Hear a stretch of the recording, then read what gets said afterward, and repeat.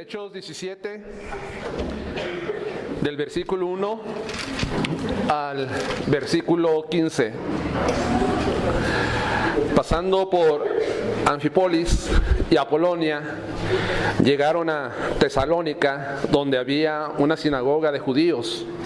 Y Pablo, como acostumbraba, fue a ellos y por 3 días de reposo discutió con ellos, declarando y exponiendo por medio de las Escrituras que era necesario que el Cristo padeciese y resucitase de los muertos, y que Jesús, a quien yo os anuncio, decía él, es el Cristo.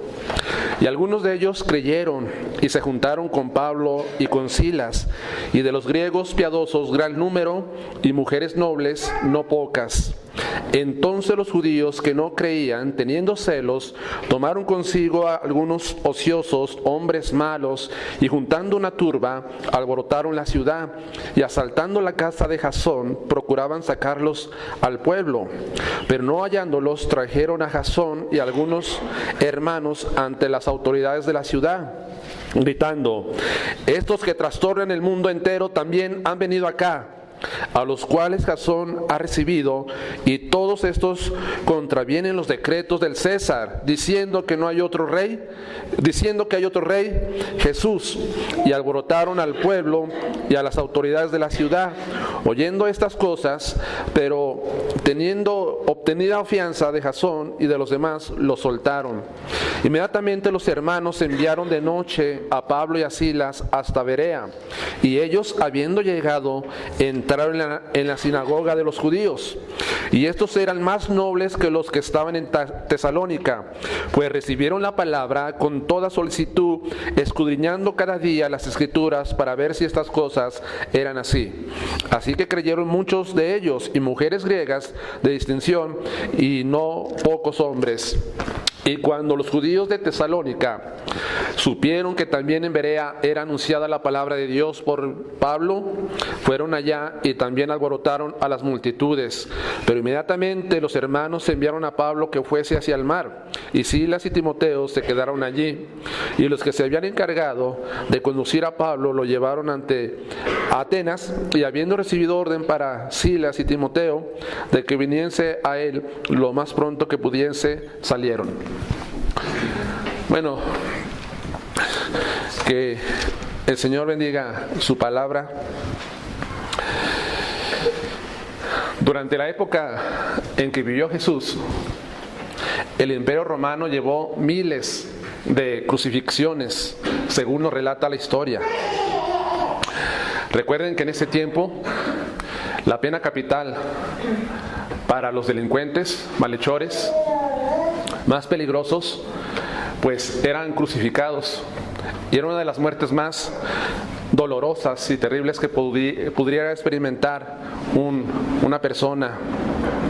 Al ver nosotros que en ese tiempo de Cristo hubo miles de crucificados, alguien podría preguntar: ¿acaso sería Jesús uno más de los crucificados de su tiempo? ¿Hay alguna razón para creer que Jesús es el Cristo? ¿Es Él verdaderamente? Estamos nosotros en esta tarde aquí reunidos con la plena convicción de que Jesús era el Mesías. O Jesús, quiero decirles, o era el Cristo, era el Mesías, o Jesús era un falsario, era un lunático desquiciado. Una de las dos opciones. O era el Mesías, o era un hombre falso. En esta tarde vamos a estar viendo lo que ocurre en esa ciudad y lo que ocurre también en Berea acerca de Jesucristo. Jesucristo ha sido y sigue siendo el personaje más polémico, más controvertido de la historia. No se ha escrito más acerca de un hombre que no sea de Cristo. Miles de volumen se han escrito acerca de él. Existen mucho, hermano, muchos libros que han tratado de hablar de Jesucristo, ya sea de una forma positiva o sea de una forma negativa, ya sea de parte de sus seguidores, simpatizantes, creyentes, cristianos o personas que se han esforzado con mucho afán y han sometido la palabra de Dios y los evangelios al más intenso análisis para ver si Jesús realmente era el Mesías. Todavía, hermanos, en este tiempo hay gente que tiene la misma actitud que los judíos de aquel primer siglo. Y la seguirán teniendo hasta que Cristo venga por segunda vez a este mundo por su iglesia. Ahora, el pueblo judío rechazó a Jesús como nación. Como nación no lo recibieron a Cristo, pero individualmente muchos creyeron en Él. Y aún todavía en este tiempo, los judíos como nación siguen rechazando a Jesucristo, a Jesús, no admitiendo y no reconociendo que Él sea el Mesías. Ahora, pero individualmente también muchos están creyendo y también muchos creyeron en aquel tiempo. Recuerden que la iglesia principalmente inició con personas de Jerusalén, de Judea, de Samaria, de Galilea, y después se expandió hacia personas de otras naciones, los gentiles. Ahora bien, estamos viendo nosotros aquí en este relato histórico que nos hace Lucas de la oposición que tienen los judíos sobre la evangelización de Pablo y de Silas. Ellos estaban bajo un engaño y siguen estando bajo ese engaño, siguen con un corazón engrosado que no les permite ver que Jesús es el Mesías. Y para esta tarde, en este mensaje, yo le he puesto a esta predicación, a este estudio, Jesús es el Mesías. Jesús es el Mesías. ¿Qué llevó a rechazar a los judíos a Cristo? ¿Por qué lo rechazaron? ¿Y por qué siguen rechazando a Cristo este pueblo? ¿O por qué personas que no pertenecen a la nación de Israel siguen rechazándole a Él? Bueno, estudiando un poco sobre este asunto, es interesante el concepto que tenían los judíos del tiempo de Jesús, del tiempo del apóstol Pablo también, del primer siglo. Los judíos tenían un concepto, una idea acerca de Jesucristo, el Hijo de Dios. ¿Qué pensaban ellos respecto a Jesús? Bueno, ellos creyeron, viendo un poco de la historia, que Jesús, y viendo también los evangelios, no vino a este mundo a través de un nacimiento milagroso. Ellos negaron el nacimiento de Cristo de una forma milagrosa. Ellos creyeron y creían que Cristo había nacido a través de una unión ilegítima, de un acto adultérico. Ellos creían eso. Por tanto, si Jesús nació de esa forma, Él no podría venir a ser el Mesías. Esto era la creencia más popular acerca de Jesús en este pueblo. Ahora, los mismos evangelios nos registran a nosotros, si me acompañas a Marcos 6, versículo 3, que confirma lo que le estoy explicando, enseñando. Marcos 6, versículo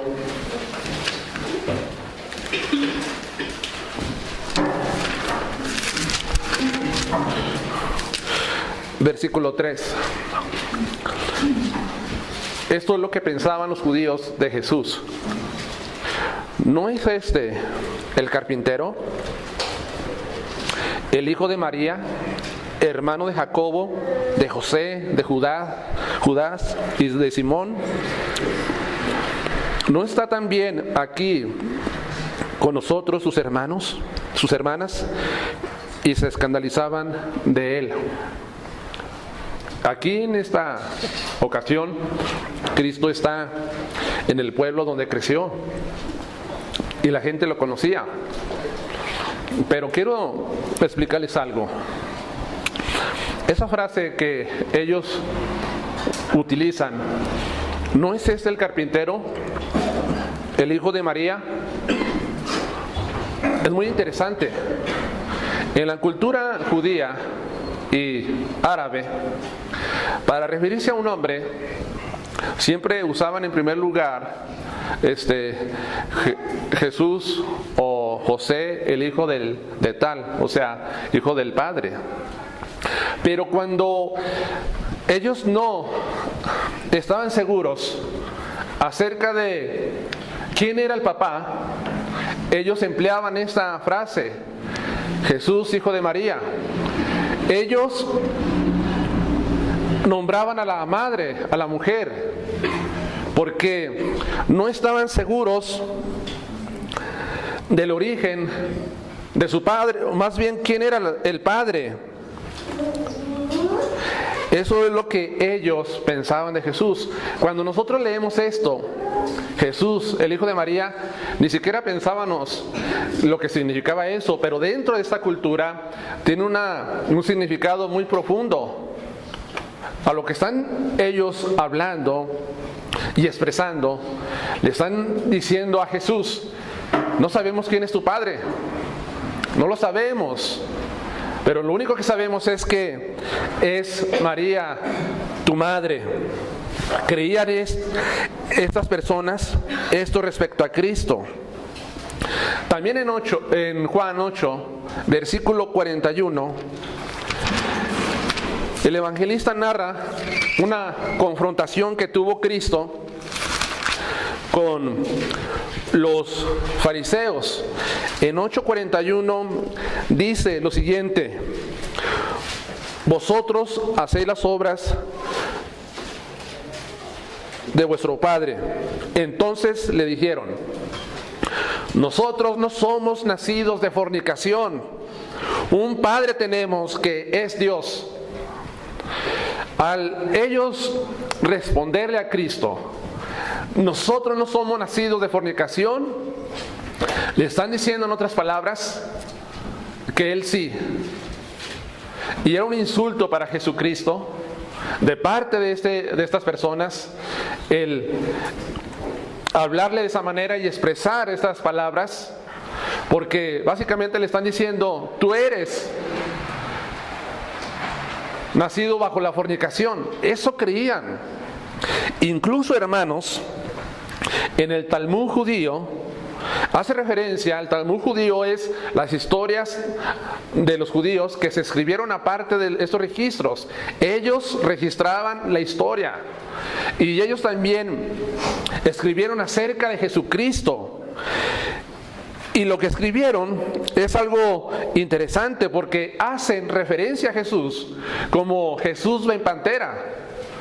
Esa palabra era popular en ese tiempo, Ben Pantera, porque supuestamente ellos llegaron al extremo de saber supuestamente que Jesucristo era hijo de un hombre, de un soldado llamado Pantera. Y según ellos, conocían el origen biológico de Jesucristo. Este era el pensamiento de los judíos y sigue siendo actualmente hoy, que Jesús no tuvo un nacimiento milagroso, que Jesús nació bajo un acto adultérico. Incluso a María, su madre, le llamaron la desposada, que adulteró, que dio un hijo fuera de matrimonio. Es sorprendente, hermanos, que lo que ellos pensaban acerca de Jesús. También, ¿qué pensaban ellos acerca de Jesucristo en cuanto a sus milagros? Jesucristo se caracterizó por hacer obras que jamás ningún hombre había hecho y ni hará aquí en esta tierra. que vengan del Padre, provenientes de Dios.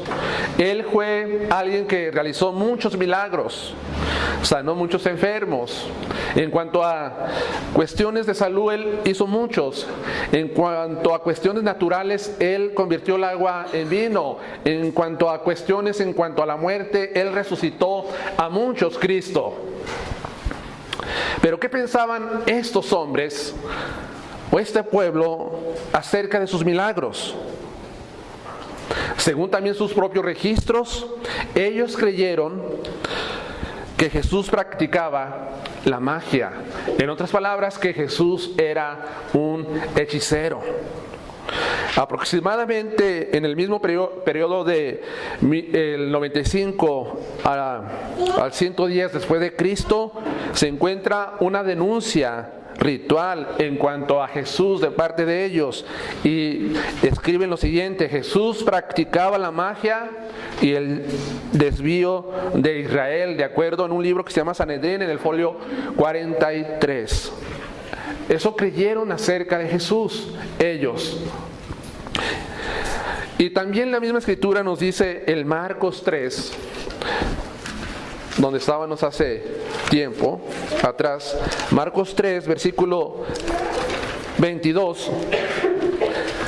Fíjese lo que dice el evangelista Marcos: pero los escribas que habían venido de Jerusalén decían que tenía a Belzebú y que por el príncipe de los demonios los echaba fuera.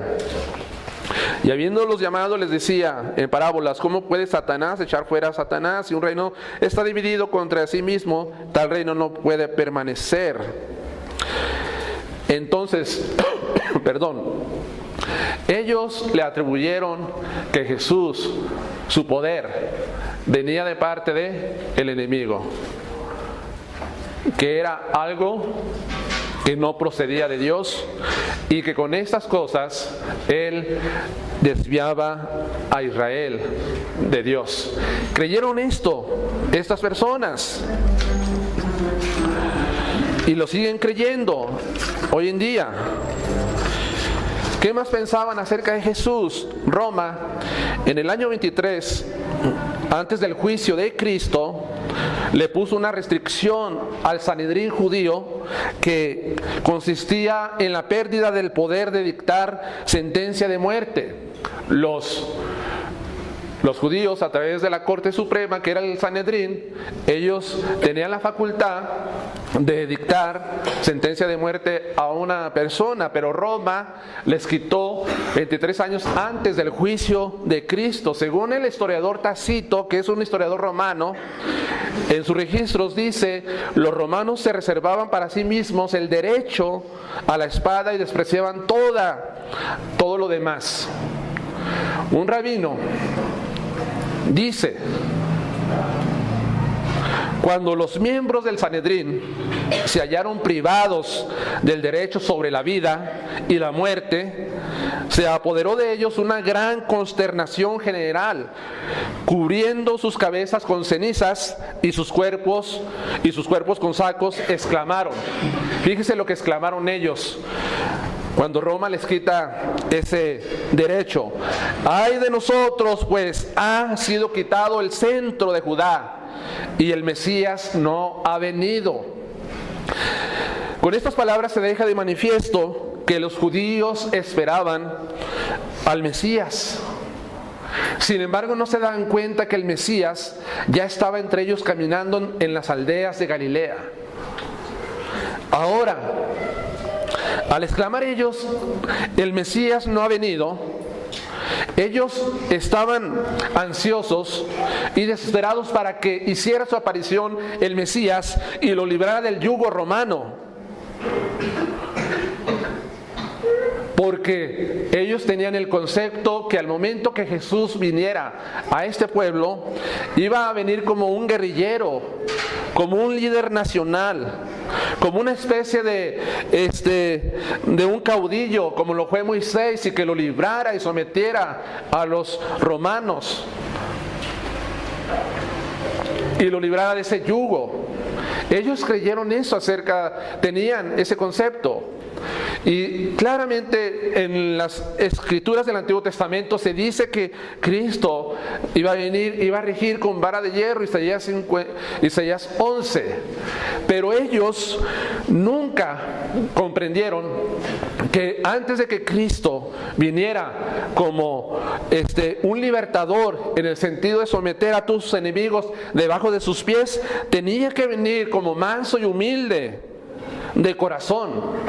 Ellos no aceptaron y no creyeron acerca de Jesús, porque Jesús, lejos de ser un guerrillero, un caudillo, Él era manso y era humilde, y les enseñó en sus cátedras, en su enseñanza, a perdonar a sus enemigos. ¿Recuerdan ustedes el Sermón del Monte, capítulo 5 en adelante hasta el 7, que Jesús dice: ora por tus enemigos, bendice a los que te hacen bien? Para ellos era un escándalo que Cristo enseñara estas cosas. ¿Cómo es posible que no ves cómo nos tienen los romanos? Y cómo hay miles de crucifixiones por semana. Pues tal vez no miles, hermanos, pero muchas crucifixiones por semana. Y tú nos enseñas que debemos de perdonar y debemos de amar a nuestros enemigos. Tú estás loco. No puede ser el Mesías. Ni siquiera estuvo educado en las escuelas rabínicas de prestigio de aquella época. Él es un hombre sin letras. Él no tiene ni siquiera una influencia política que nos pueda a nosotros libertar de Roma. Ellos rechazaron a Jesús, lo rechazaron porque Cristo, en ese tiempo, Él no vino hablando de política, Él no vino hablando de esa influencia, sino que la enseñanza de Cristo está dirigida más hacia el corazón, la libertad espiritual, en la cual el hombre está cautivo por naturaleza, nace así. Ahora vemos varios conceptos también: que era hijo ilegítimo, que fue un mago que engañaba a Israel. Aún algunas de las enseñanzas de Cristo chocaron con las enseñanzas de los líderes religiosos de Israel. Por ejemplo, el sábado, Cristo a los ojos de ellos quebrantó el sábado y no lo guardaba supuestamente porque sanaba a las personas necesitadas. Y para ellos era un gran escándalo esto también.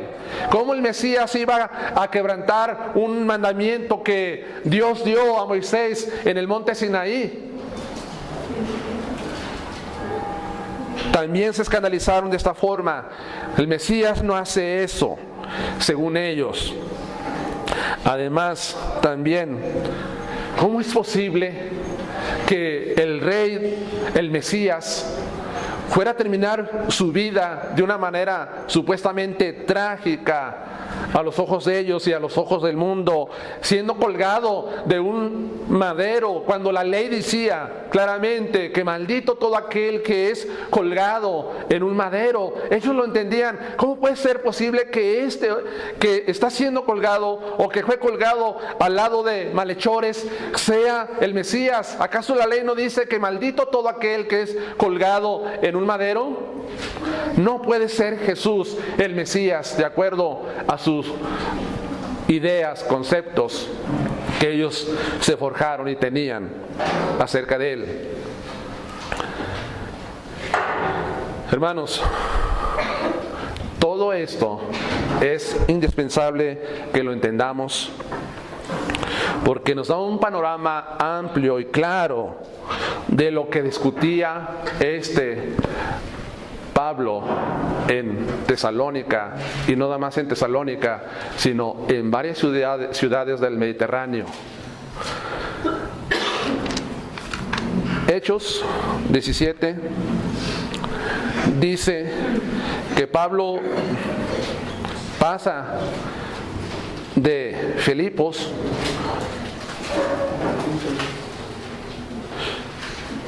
Y parece que no llegaron a Anfípolis y a Apolonia porque no había tal vez una sinagoga judía, pero llegaron a Tesalónica, donde había una sinagoga de judíos. Pablo acostumbraba, dice el versículo 2, ir a las sinagogas judías, primeramente, para hablar acerca de Jesús. Y dice aquí, en el versículo 2, que fue a ellos por 3 días de reposo, discutiendo con ellos.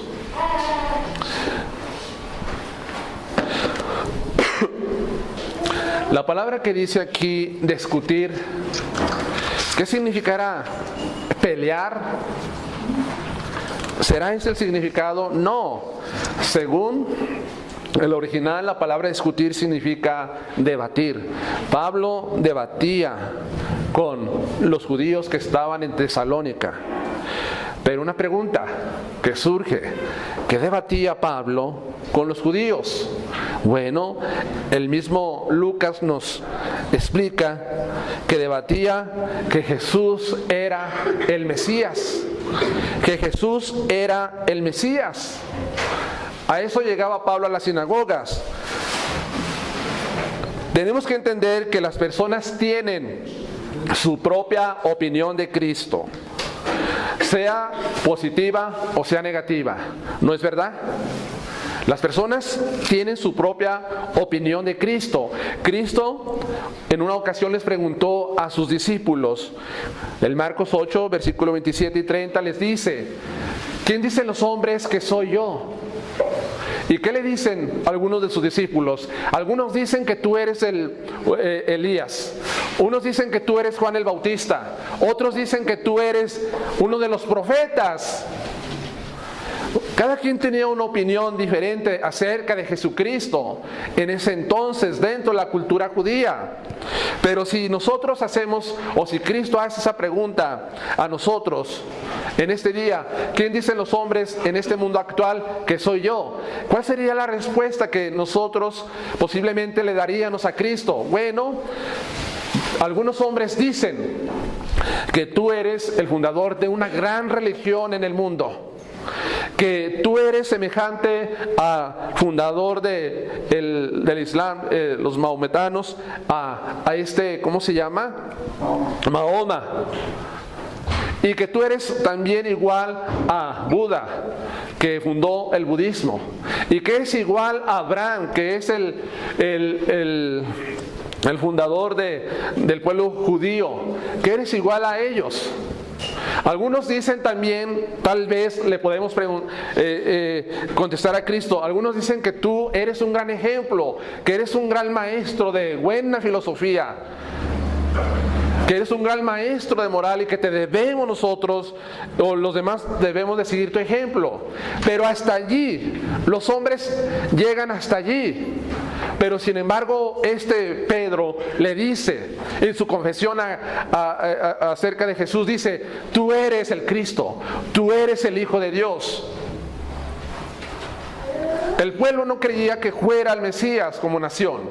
Hoy mucha gente no cree que Jesús sea el Mesías. No creen que Jesús sea el Hijo de Dios. No creen que Él sea divino. No creen eso. Incluso rechazan la resurrección de Cristo. Y solamente la confinan a un estado psicológico de sus discípulos de aquel tiempo. Pero no es así, hermanos. No es así. No es así. Pablo, en Hechos, discutía con ellos. Seguramente Pablo conocía exactamente los argumentos que tenían ellos para rechazar a Cristo. Pues no se nos olvide que Pablo fue uno mismo de ellos, que persiguió a la iglesia y seguramente pensaba igual que los demás. Ahora, Pablo discutía, debatía. Lo que encontramos aquí es un ejemplo de Pablo de cómo debemos ser nosotros defensores de la verdad y presentar respuestas a todo aquel que demande una razón de la esperanza que hay en nosotros. Cuando Pablo llega a las sinagogas, no llega con ignorancia. Pablo era una persona educada en el Antiguo Testamento. Y él, conocedor de las Escrituras, nos da ese ejemplo de que nosotros debemos de seguir, de defender la verdad de las Sagradas Escrituras, la verdad acerca de Jesucristo, el Señor. Como cristianos, como seguidores de Jesucristo, como hijos de Dios, debemos de asegurarnos de tener un conocimiento de la palabra de Dios para poder, cuando se presente la ocasión, defender la esperanza que hay en nosotros y dar una razón de por qué nosotros creemos en Jesucristo, el Hijo de Dios. Dice el apóstol Pedro en la primera de su carta, capítulo 3, versículo 15: sino santificad Dios al Señor en vuestros corazones y estar siempre, fíjese, y estar siempre preparados para presentar defensa con mansedumbre y reverencia ante todo aquel que demande razón de la esperanza que hay en nosotros. En otras palabras, hermanos, nosotros debemos de ser como apologistas. ¿Qué es la palabra apologista? Es una palabra que significa defensor de la fe. Todo cristiano debe de estar preparado para cuando te pregunten en la escuela, en la universidad, en la secundaria, en el vecindario, tus parientes acerca de por qué crees en Cristo, tengas tú los fundamentos y tengas las armas para que puedas defenderte y puedas decir: creo en Jesucristo por esto, por esto y por esto y por esto. Eso es lo que hacía Pablo. Ahora, dice aquí que Pablo debatía usando, ¿qué usaba Pablo? Manuel, las Escrituras. Pablo entraba en ese debate usando, su arma de él eran las Escrituras. Pablo, vuelvo a puntualizar, era un gran conocedor de las Escrituras. Pablo conocía las Escrituras, pues fue educado por el famoso rabino Gamaliel, que fue nieto de uno de los fundadores de una escuela muy prestigiosa en Israel acerca de las Escrituras. Pablo conocedor. Ahora, pero ¿cómo llegó a ser gran conocedor de las Escrituras Pablo? ¿Porque estaba viendo la tele todo el tiempo? ¿O estaba en el celular? ¿O estaba leyendo el Centinela? No era por eso, hermanos. Pablo conocía las Escrituras a través del estudio personal. Pablo era un estudioso de la palabra de Dios del Antiguo Testamento. Recuerden que en aquel tiempo todavía no estaba el Nuevo Testamento como lo tenemos ahora en nuestras Biblias. Él dice en la segunda carta a Timoteo, en el capítulo 4, le da instrucciones a Timoteo y le dice en el versículo, déjeme busco, 13: trae cuando vengas el capote que dejé en Troas, en casa de Carpo, y los libros. Fíjese, y los libros, mayormente los pergaminos. Los pergaminos. Pablo aún todavía seguía él estudiando y meditando las Escrituras, ya que le pide a Timoteo que lleve los libros y mayormente los pergaminos. Es interesante, hermanos, que hoy nosotros tenemos la Biblia de una manera muy práctica la tenemos. pero práctica que la podemos llevar a todos lados. Incluso uno lo tiene en una aplicación en el celular, pero antes no era así. Los libros y mayormente los pergaminos, ¿cómo eran estos? Eran rollos hasta de 7, 15 metros, los más comunes, y había rollos hasta de 45 metros. Rollos así, que eran de veras toda una proeza cargar con esos rollos. Hermanos, Pablo era conocedor de las Escrituras. Conocía, estudiaba, meditaba. Y es un ejemplo que todo cristiano debe de tomar de él para defender la fe en Cristo. Y más en una época que está caracterizada por el escepticismo y la ignorancia de las Escrituras en este tiempo. Muchos dentro de la iglesia no conocen las Escrituras, no conocen su Biblia, no estudian, no meditan la palabra de Dios. Alguien podría hacer una objeción y decir, eso es para los que predican, eso es para los que enseñan, para mí no, su responsabilidad es de ellos. No, es para todos en general, el estudiar y meditar las Escrituras.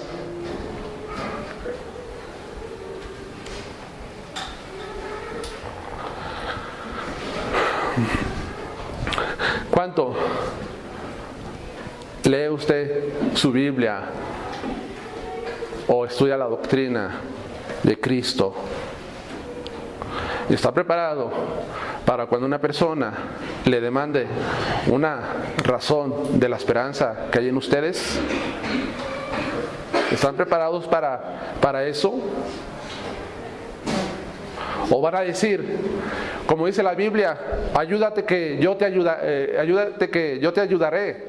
O como dice la Biblia, camarón que se duerme se lo lleva la corriente. Como dice la Biblia, árbol que nace torcido, nunca jamás su tronco endereza. ¿Vamos a usar ese tipo de cosas? No, por supuesto que no usaremos eso. Nosotros tenemos que conocer las Escrituras, conocer la palabra de Dios. A veces yo veo algunos programas en la televisión que están hablando acerca de Cristo y ponen a un hombre que el profesor de la Universidad de Yale, el profesor de la Universidad de Oxford, el profesor de la Universidad de Harvard, etcétera, etcétera. Digo, esos hombres no deberían de estar allí. Allí deberían de estar los cristianos, allí debería estar usted, allí debería estar yo, hablando de Jesús porque conocemos la palabra de Dios y le conocemos a Él.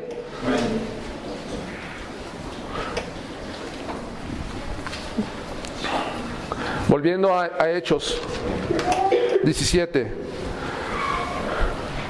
Declarando y exponiendo, en el versículo 3, por medio de las Escrituras, que era necesario que Cristo padeciese. Pablo expone que Cristo debía de padecer de acuerdo a la Escritura. ¿Y qué usa Pablo? De acuerdo a las profecías, el Cristo tenía que padecer antes de venir con poder y gloria y juzgar a este mundo. Primero Cristo tenía que morir. ¿Y qué usó Pablo seguramente para hablar con esos judíos? ¿Qué citas usaría del Antiguo Testamento? Pues podría empezar desde Génesis y llegar hasta Malaquías, porque encontramos mucho sustento bíblico acerca de que Cristo tenía que padecer y morir primero.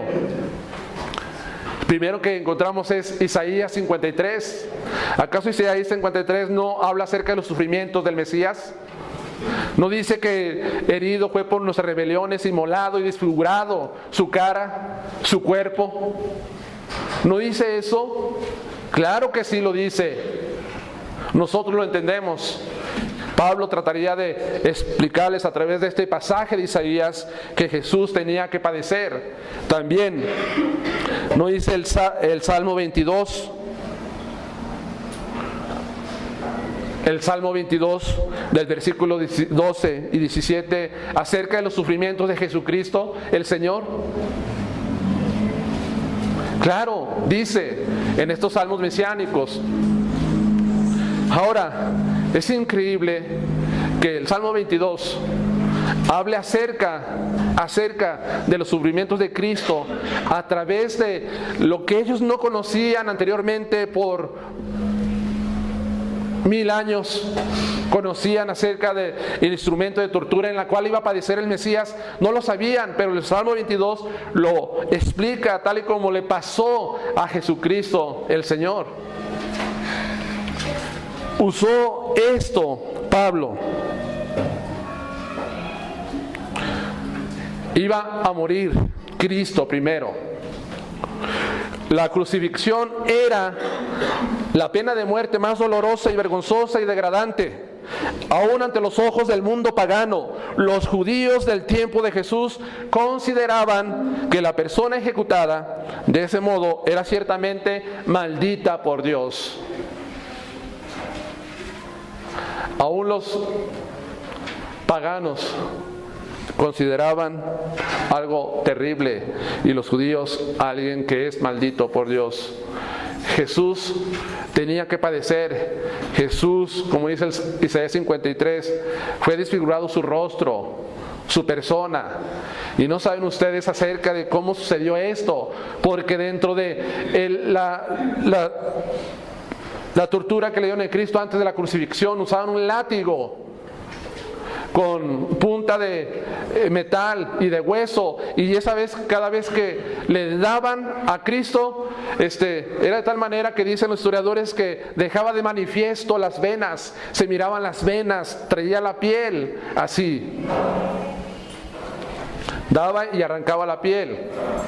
Era algo terrible que dice algún historiador romano, el pensar que este acto sea para un romano, no lo debemos ni siquiera pasar por la mente, porque era algo terrible. Cristo tenía que padecer antes.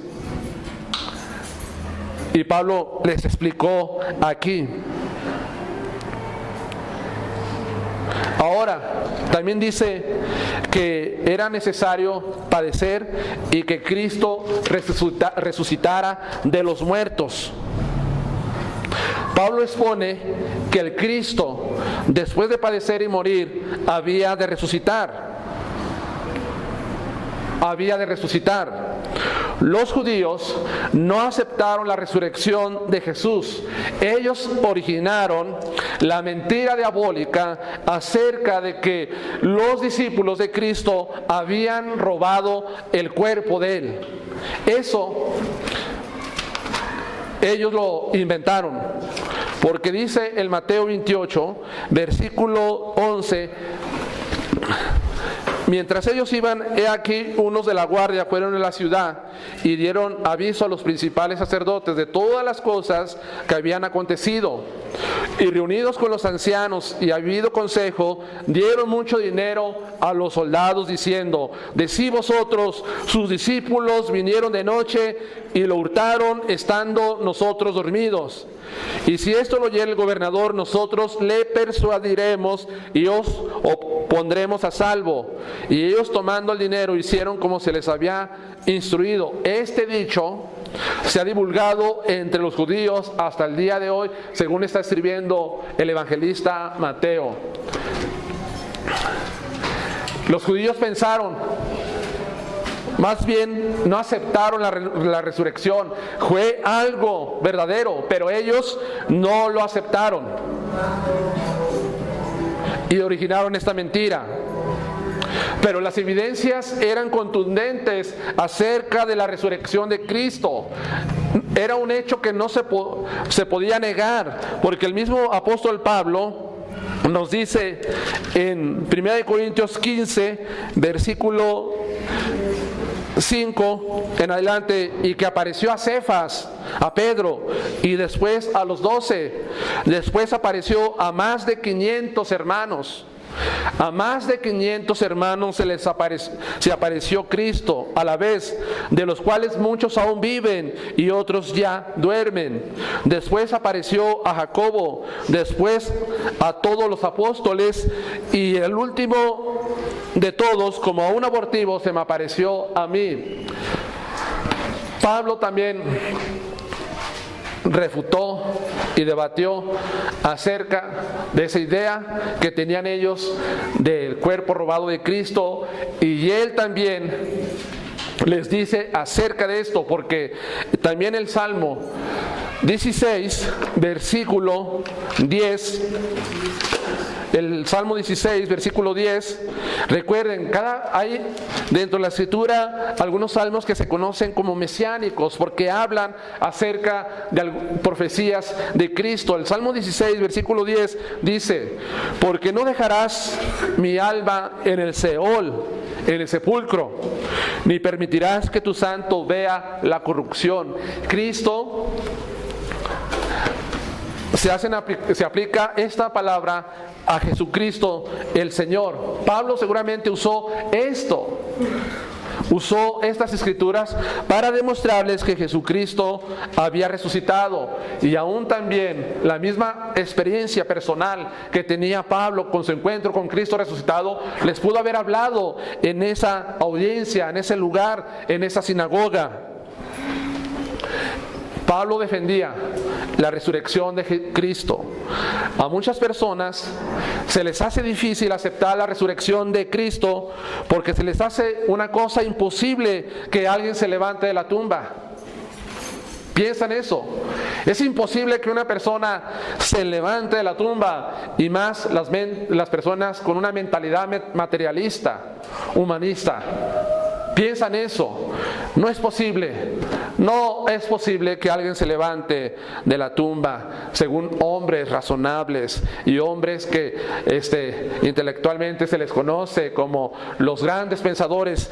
No es posible. Algunos dicen así. Se les hace muy difícil. Pero sin embargo, la fe cristiana se sostiene o cae con la resurrección.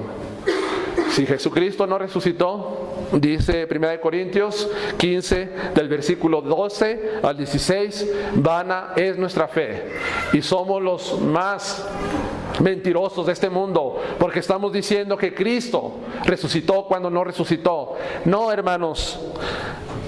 Pablo entiende claramente que la resurrección o sostiene la fe cristiana o cae sin la resurrección.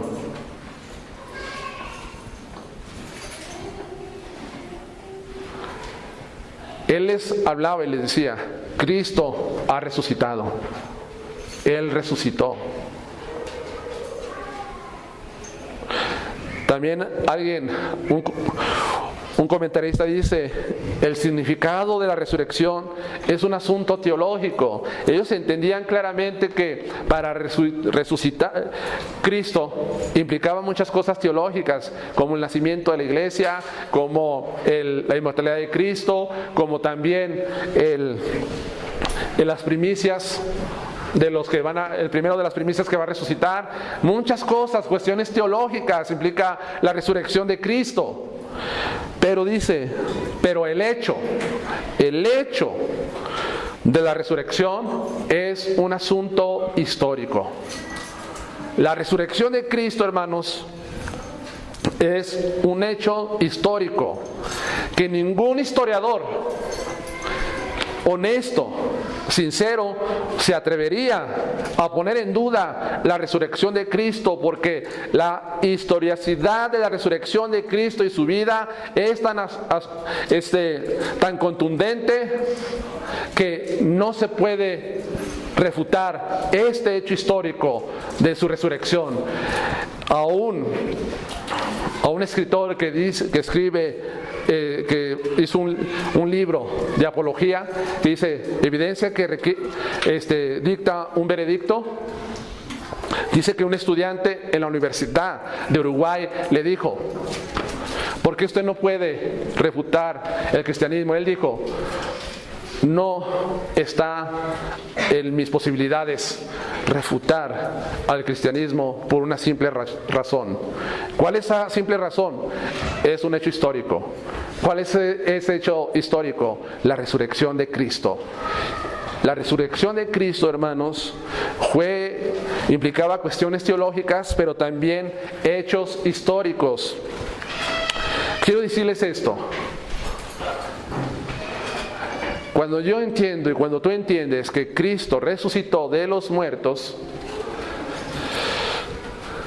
te estás dando cuenta que tú tienes una relación con una persona que murió y resucitó. Que Jesucristo no es un símbolo, Cristo no es una idea, Cristo no es un concepto, Cristo es alguien real que históricamente vivió en este mundo. Y cuando entiendes eso, y empiezas a meditar profundamente en estos hechos, te aseguro que esto debe de afectar tu relación que tú tienes con Cristo, porque tú no tienes una relación con un hombre muerto, tienes una relación con un hombre vivo que dice que está con nosotros hasta el fin del mundo.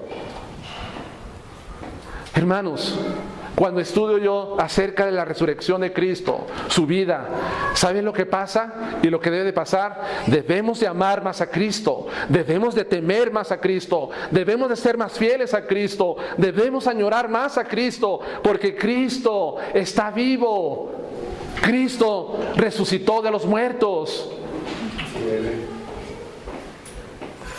Entonces nuestra fe es una fe razonable, no es una fe que ciega, sin sustento, una fe insensata. Tenemos una fe razonable, que podemos pararnos en cualquier plaza, en cualquier lugar y proclamar que Jesucristo está vivo, que Él vive. Y esto quitará de nosotros la vergüenza y la pena. ¿Por qué? Porque tenemos un mensaje que compartir. A diferencia de muchas personas que están involucradas en otras religiones como el Islam, como el budismo, como el mismo judaísmo, ellos no tienen un mensaje que dar. ¿Quién se interesa en un mensaje de un hombre muerto? ¿Qué interesante tiene eso? No tienen ningún interés. Pero sin embargo, porque Cristo está vivo, tenemos que anunciar y tenemos que hablar a la gente y no avergonzarnos de la esperanza que tenemos en Él. Pablo decía: porque yo estoy seguro, estoy convencido en quien he creído. Y estoy tan convencido en quien he creído que esto me mueve a compartir y divulgar el Evangelio a todo el mundo mediterráneo de aquel tiempo. A Pablo, a Silas, a los apóstoles. Tan cierta es la resurrección de Cristo que si en este momento a Pablo trataran de apedrearlo y crucificarlo, él estaría dispuesto a morir, porque esa convicción y esa certeza y esa seguridad de que Jesús se levantó. Es increíble, hermanos, que los que vieron a Cristo cambió y transformó completamente sus vidas, que ellos estuvieron dispuestos a ir hasta la muerte porque Cristo resucitó. Nadie muere por una mentira. Nadie muere por una mentira. Sin embargo, ellos llegaron hasta el martirio porque Cristo resucitó.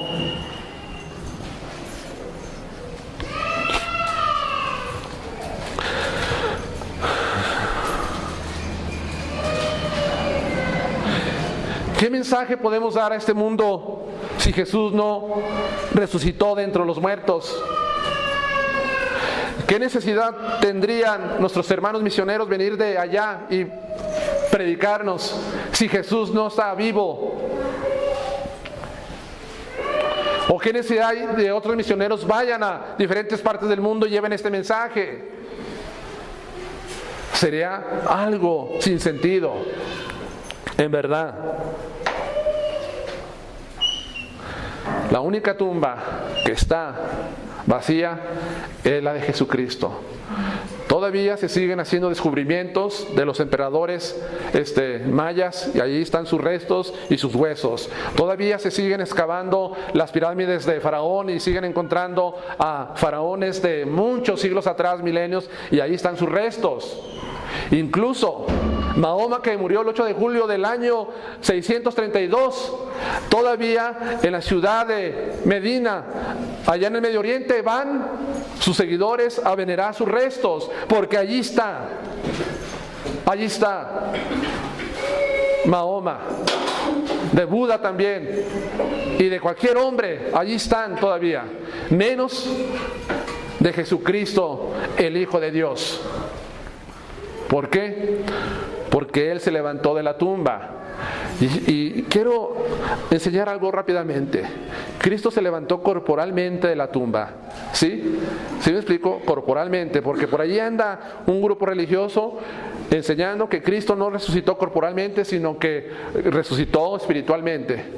Y cuando les preguntamos, ¿y qué pasó del cuerpo? Pues una sencilla razón. Dios escondió el cuerpo de Jesús como escondió el cuerpo de Moisés. ¡Qué fácil! Explicación dan, la verdad. Pero no es cierto. Jesús se levantó. La resurrección implica levantarse corporalmente de la tumba. Esa es la verdadera resurrección de Jesús.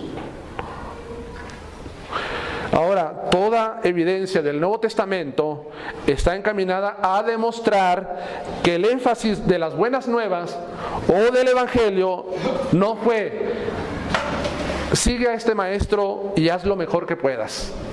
Eso no enseñaban los apóstoles, los misioneros, los cristianos, sino que el énfasis de su predicación, de su enseñanza, estaba en Jesús y la resurrección. Ese era el énfasis de los primeros siglos. Tenemos que nosotros continuar con esto. Cristo está vivo. Y Él ve tus obras y ve mis obras. Según Apocalipsis, capítulo 2, versículo 3. Yo conozco tus obras, te conozco, si eres su discípulo. Volvamos a Hechos y veamos la acusación de los judíos a Pablo. Dice que, y algunos de ellos creyeron, de los judíos, y se juntaron con Pablo y Silas, y los griegos piadosos, gran número, y mujeres nobles, no pocas. Entonces los judíos, que no creían, teniendo celos, tomaron consigo a algunos ociosos, hombres malos, y juntando una turba, alborotaron la ciudad, y asaltando la casa de Jasón, procuraban sacarlos al pueblo. Pero no hallándolos, trajeron a Jasón y a algunos hermanos ante las autoridades de la ciudad, gritando: estos que trastornan al mundo entero, también han venido acá, a los cuales Jasón ha recibido, y todos estos contravienen a los decretos del César, diciendo que hay otro rey, Jesús. Respecto a esto que dice, estos que trastornan el mundo, esta es la doctrina que en el primer siglo trastornó al mundo, que elevó al cristianismo preeminentemente sobre el judaísmo y sobre las religiones paganas del mundo mediterráneo. ¿Cuál era? Jesucristo ha resucitado. Él es el Mesías. Ellos acusaron, trastornan al mundo con sus enseñanzas, con sus doctrinas. Y vemos que también dicen, estos contradicen los decretos del César, diciendo que hay otro rey, según el versículo 8, y ya es Jesús. Acusaron a Jasón de albergar hombres cuyas ideas o enseñanzas religiosas tenían implicaciones políticas sediciosas, pues proclamaban que Jesús es rey. Esto crearía una rivalidad entre el César y Cristo. Pero ¿acaso los judíos estaban muy interesados en proteger y cuidar la autoridad del César? ¿Que acaso ellos no los aborrecían? ¿Acaso ellos estaban muy preocupados porque a César no se le desposeyera de autoridad, y aun cuando estos hombres se creían dioses? ¿Tan preocupados los judíos por eso? No, por supuesto que no, pero usaron esto para llevarlos y acusarlos ante las autoridades. Ahora, Uno de los delitos en el mundo antiguo romano más grave era reconocer la lealtad a un rey que no fuera el César. Cuando Cristo es presentado, en Juan 19:15 es presentado, no le dicen los judíos: si tú lo dejas, no eres amigo del César. Porque todo aquel que cree en otro rey se hace enemigo del César, y tú no eres su amigo. Entonces, podemos entender en cierta forma que a Cristo lo llevaron a la muerte de la parte judía por blasfemia, pero por el parte de los romanos podrían decir por sedición, porque él se proclamó rey y no hay otro rey más que César, de acuerdo a ellos, y pusieron en su cruz, no hallando otro delito, como se acostumbraba a poner en los condenados: este muere por secuestro, este por ladrón, este por estas cosas. No hallaron más que Pilato puso el rey de los judíos por sedición, tal posiblemente ellos entendieron esto.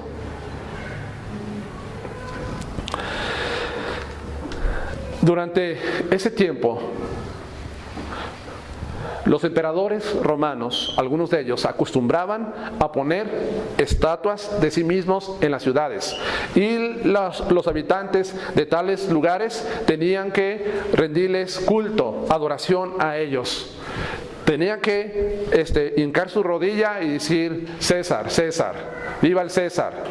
¿Por qué? Porque se creían que ellos eran hijos de los dioses y exigían y reclamaban toda adoración de parte de los súbditos. Así lo hacían ellos. Esta es la razón por la cual muchos cristianos del primer siglo fueron llevados al Coliseo, fueron martirizados y perseguidos, porque pensaron que ellos estaban proclamando a otro rey que no fuera el César. Eso fue una de las razones principales para llevarlos a la muerte a muchos cristianos, por ser acusados como rebeldes políticos en contra del rey. Pero ¿era cierto esta acusación que hacen ellos acerca de Pablo y Silas? ¿Qué creen ustedes? No vamos a entrar, pero vemos nosotros que en la Primera de Tesalonicenses Pablo nos da más información acerca de su ministerio en esta ciudad de Tesalónica.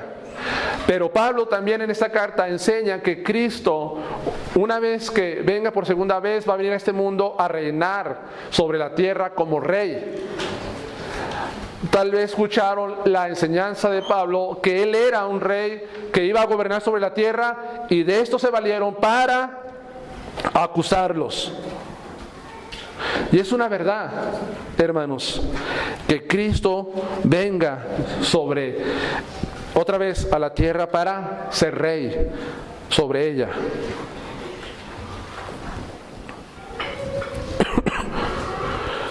En el versículo 10 y 12 dice: inmediatamente los hermanos enviaron de noche a Pablo y a Silas hasta Berea, y ellos, habiendo llegado, entraron a la sinagoga de los judíos, y estos eran más nobles que los que estaban en Tesalónica, pues recibieron la palabra con toda solicitud, escudriñando cada día las escrituras para ver si estas cosas eran serias. ¿Cuál era el mensaje de Pablo para los de Berea? ¿Era diferente su mensaje? No, su mensaje de Pablo sigue siendo el mismo, exponiendo por las escrituras que era necesario que Cristo padeciese y que resucitara de los muertos, y que Cristo decía ser el Cristo. Ese era el mismo mensaje para los habitantes de esta ciudad de Berea. Porque a través del Nuevo Testamento los apóstoles apelaron a dos sectores de la vida de Cristo para establecer su calidad de Mesías en su predicación. Una fue la resurrección y el otro fue el cumplimiento de la profecía mesiánica. Era el mismo mensaje. que proclamaban ellos. Pero veamos la actitud de los berenses hacia la predicación de Pablo. ¿Qué dice en el versículo 11? ¿Cómo eran estos? Y estos eran más nobles que los que estaban en Tesalónica, pues recibieron la palabra con toda solicitud. ¿Qué quiere decir esto?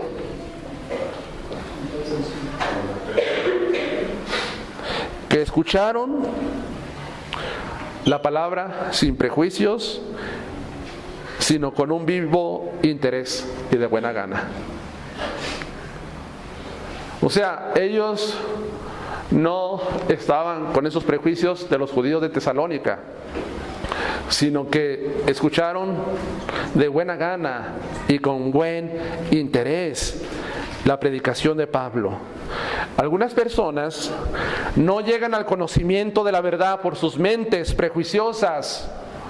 No escuchan la palabra del Evangelio porque creen que la Biblia está llena de contradicciones hoy en día, y que la Biblia fue escrita por los hombres y tienen esos prejuicios en su mente. Y por eso no pueden llegar al conocimiento de la verdad. Apenas les platicamos a las personas y ya tienen el prejuicio en ellos. Y yo siempre les digo, ¿tú ya leíste la Biblia para que te des cuenta que tiene errores? ¿O lo aprendiste de quién?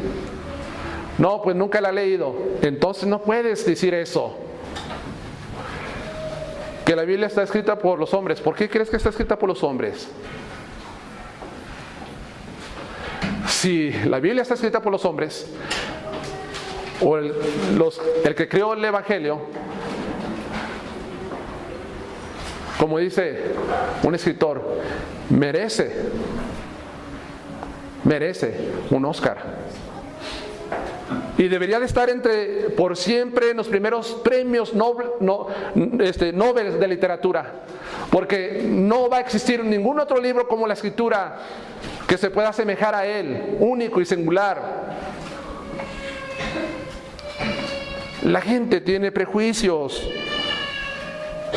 pero ellos tenían un vivo interés y de buena gana. Los prejuicios son un gran impedimento para escuchar la palabra de Dios. Y Santiago 1, versículo 21. Fíjate cómo debe ser la actitud cuando escuches la palabra de Dios, el mensaje de Cristo.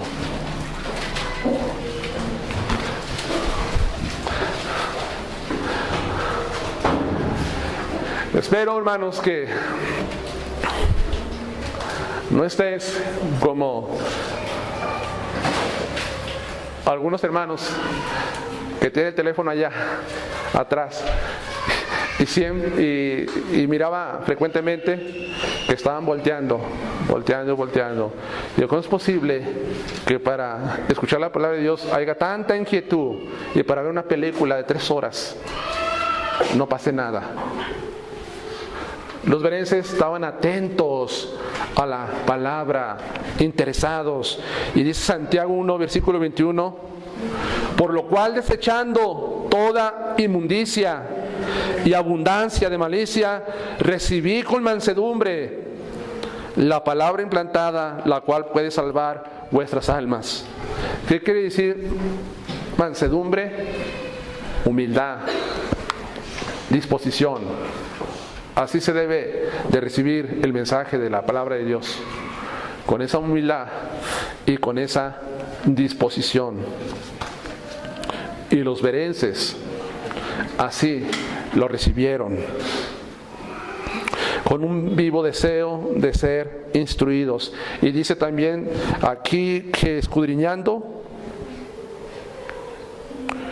cada día las Escrituras para ver si estas cosas eran ciertas. Seguramente ellos escudriñaban. A ver, Pablo, ¿esto que dices es verdad? Correcto, vamos a verlo. Vamos a ver qué dice la palabra de Dios. Vamos a escudriñar. La palabra escudriñar es investigar, examinar. Escudriñar, examinar, indagar, para ver si lo que dice este predicador es verdad.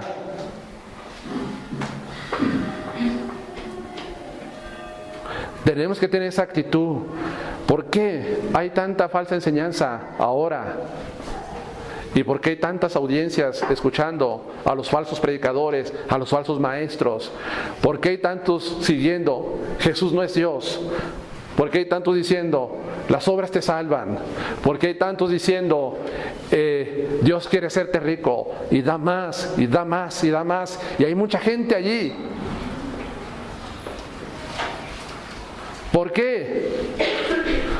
¿Saben por qué? Porque muchas veces estas personas no escudriñan la palabra de Dios. No examinan, no investigan a ver si lo que ese hombre está diciendo es verdad. Y va en proporción a las Escrituras.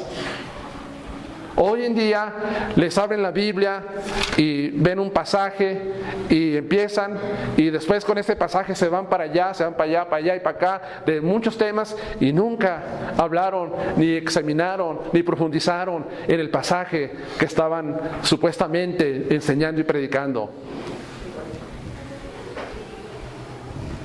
Tenemos que tener esa actitud de escudriñar, de estudiar la palabra de Dios. No estemos como la gente de la iglesia tradicional. Pues es que el padrecito dice y dijo esto y lo cree. O otros, no, es que el pastor dijo esto. ¿Qué dice la Biblia? ¿Qué dice? ¿Qué dice la palabra de Dios? ¿Cuál fue el resultado? Que muchos creyeron en el mensaje de Pablo.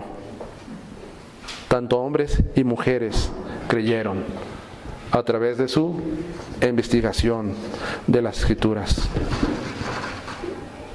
Ellos concluyeron efectivamente que Cristo era el Mesías. Las evidencias mesiánicas son contundentes y las Escrituras se cumplieron con Jesucristo. Ahora podrían estar de acuerdo con Pablo y con Silas. Cristo es el Mesías. Jesús es el Mesías, hermanos.